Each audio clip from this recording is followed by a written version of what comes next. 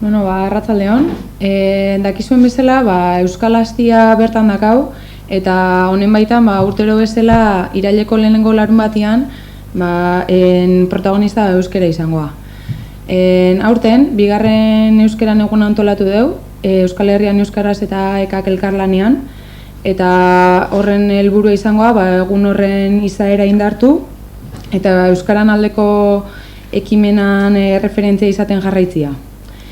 Aurtengo lehelua, 25 urte euskarari, 25 urte herriari da, izane, ja mende laurdena bete da Herri Bazkaian zorreratik, eta ondorioz, Euskal Herri euskalduna lortzeko aleginetan, euskeran da herrian alde lanian aritu jan guztiak eskertu nahi ditugu.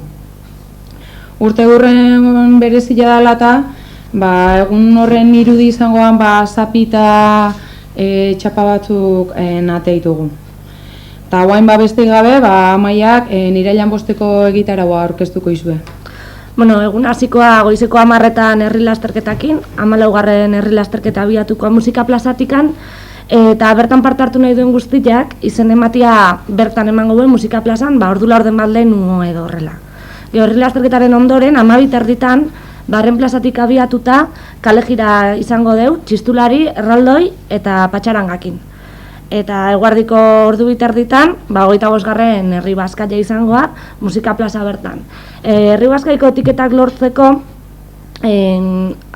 abuztuan 28an, arratsaldeko 7etan, musika plazan eukiko ezue aukera, eta berta gertzeztianak, eguzki tabernan izango ditue sarrerak salgai, irailaren 3 arte.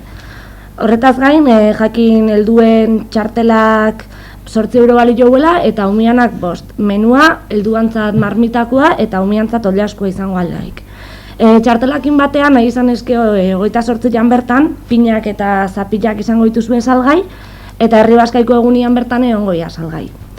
Herri Bazkaia bukatuta gero, arratsaldeko 7etan,